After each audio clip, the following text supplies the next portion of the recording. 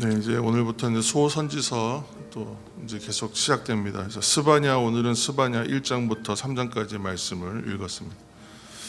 스바냐 선지는 이제 히스기야 현손, 그러니까 4대 손이고, 그러므로 이제 왕족의 일원입니다. 왕족입니다.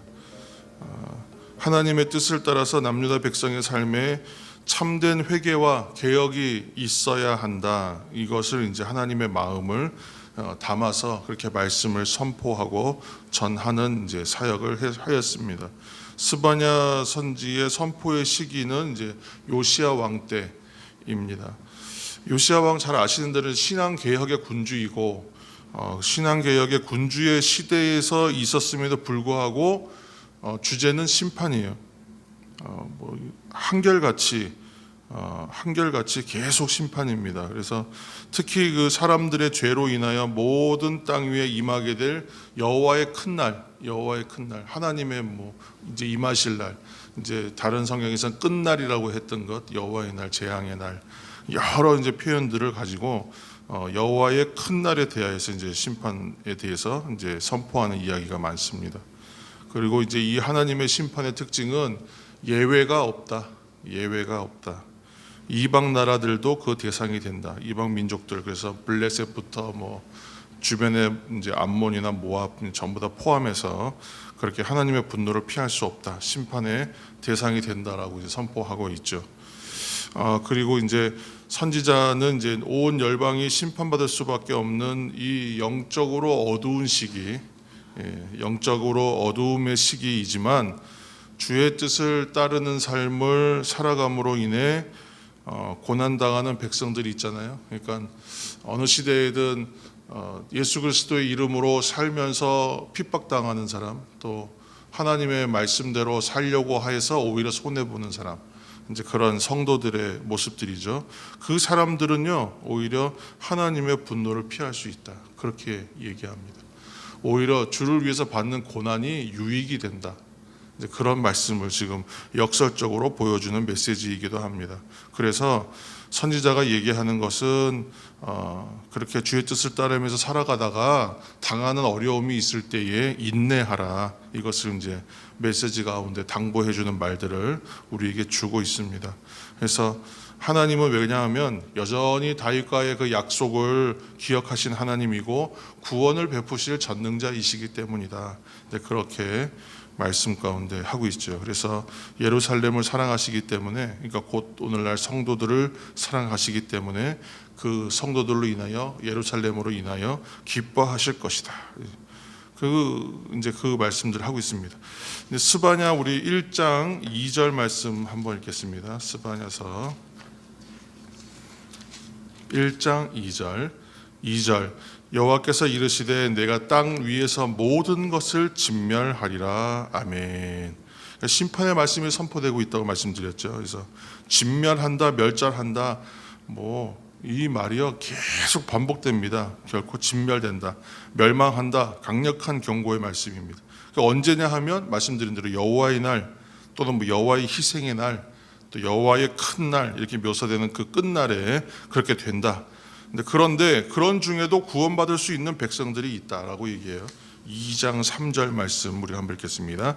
2장 3절 여호와의 규례를 지키는 세상의 모든 겸손한 자들아, 너희는 여호와를 찾으며 공의와 겸손을 구하라. 너희가 혹시 여호와의 분노의 날에 숨김을 얻으리라. 아멘. 예외가 없는데 예외가 있어요. 그러니까 모든 이 구약의 선지자들의 선포에는 심판과 멸망, 징계와 어떤 채찍의 일들이 반드시 있다. 이거는 피할 사례가 없다라고 얘기해요. 그렇게 하지만 그 가운데도 건짐을 당한다. 그러니까 이 말씀이 이제 적용되는 부분들을 잘 우리가 또 연구해야 될 부분이 있습니다. 그러니까 세상이 고난받으면요, 그 안에 성도들은 고난받지 않느냐? 같이 고난받아요. 그러나 그 고난을 받음으로 인하여 어떤 이들은 심판을 받는 것이고, 어떤 이들은 그 고난을 통하여 오히려 건짐을 받게 되는 겁니다. 그러니까 옆에 사람들이 지금 막 고통받고 있는데 우리는 고통받지 않느냐? 그렇지는 않아요. 다만 그것이 한 사람은 결론이 심판으로 가는 거고 한 사람은 구원될 것을 알기 때문에 그 견딤의 차이가 다르다는 거예요. 그러니까 가장 중요한 게 그래서 믿음, 그리고 또 이제 소망, 이런 주제들이 굉장히 신앙에서 중요한 주제라는 것을 또 우리가 생각하게 되는 또 묵상 포인트이기도 합니다. 그래서 그 와중에도 건진 받는 사람이 있다. 이게 바로 이제 구약 성경에 계속 예언사에 흐르는 렘넌트 사상, 남은 자 사상이죠. 남은 자.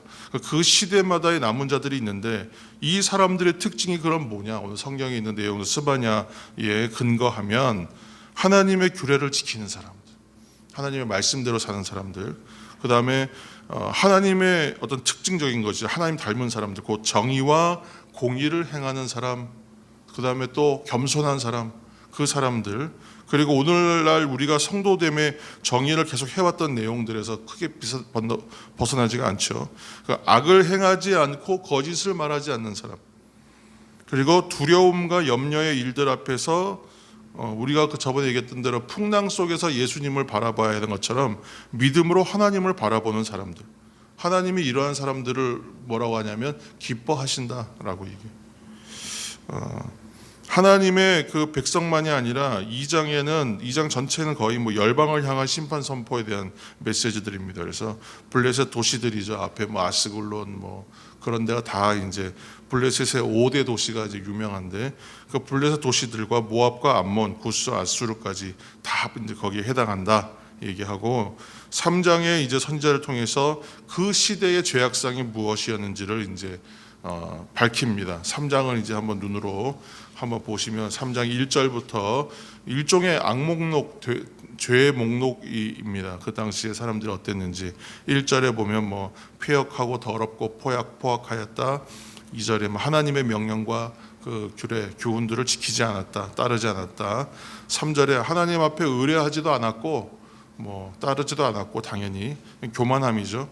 4절도 보시면 뭐 지도층이나 종교 지도자에 이르기까지 모두 뭐 경솔하고 이리 갖고 간사하고 성소를 더럽히는 자들이었다.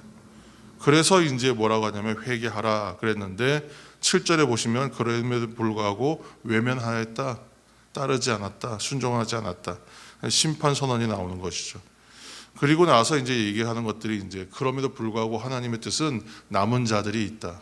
그 가운데서 건진받고 어떤 그 빛의 비침을 받는 사람들이 있다라고 얘기하죠.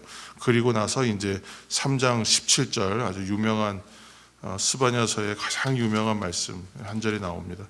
우리 3장 17절 말씀 한번 읽겠습니다.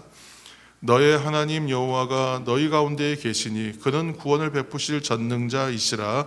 그가 너로 말미암아 기쁨을 이기지 못하시며 너를 잠잠히 사랑하시며 너로 말미암아 즐거이 부르며 기뻐하시리라 하리라. 아멘. 우리가 하나님의 그 말씀들 성경 구절 가운데 성구, 좋은 성구라고 해서 골라서 이제 말씀들 암송하고 이제 이렇게 적어서 뭐 책갈피로도 해놓고 그러는데 스바냐서의 말씀, 이 말씀도 이제 유명한 말씀이에요. 찬송으로도 유명한데 찬송의 배경을 보면 굉장히 어두운 거예요.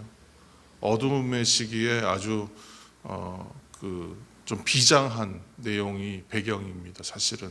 그래서 성경에 있는 말씀들을 우리가 보면서 성도들은 이 말씀들이 어떠한 시기에도 참 힘이 되는 말씀이다. 그래서 이 말씀 붙잡는 거 의미가 있습니다. 결국은 성도들은 하나님의 말씀 붙잡아야 되는 이유가 하나님의 말씀으로 살기 때문에, 그리고 하나님의 말씀대로 살아야 하기 때문에 그렇습니다. 그래서 하나님께서 오늘 본문에서 이제 보여주시는 건 뭐냐면, 그럼에도 불구하고 그 이면에 흐르는 정서는 남유다 땅, 그러니까 하나님의 백성을 포기하지 못하시는 하나님. 이게 보여요. 성경을 우리가 뭐 빠른 속도로 읽었기 때문에 이제 통독으로 하면 잘 안 보이지만, 그러나 말씀을 그래도 한 번 보고 두 번 보고 세 번 보면 그 마음이 좀 느껴져요. 그래서 하나님께서 포기하지 못하시는구나. 그러니까 기대하는 마음이 여전히 있구나. 그래서 뭐 남은 자다, 피할 자다, 뭐 그런 사람들을 찾겠다. 그리고 나서 또 어차피 다 지금 심판받아서 멸망할 건데도 그 남은 자들에게 어떠한 약속을 주시고 구원에 대한 약속과 선물과 같은 어떤 구원의 소식들을 계속 얘기하시잖아요. 계속 희망을 주시거든요. 소망을 주시고 그것이 성도들에게 참 은혜가 됩니다. 그래서 항상 하나님 말씀 붙잡으면 거기엔 소망이 있고 거기엔 살림, 생명이 있고 하나님께서 일으켜 주시는 은혜가 있다. 그래서 심판이 있는 것 같고 징계가 있는 것 같고 그래서 사람들이 쉽게 하나님 앞에서 원망하는 얘기를 하는데 그렇게 할 것이 아니구나는 것을 다시 한번 발견하게 됩니다.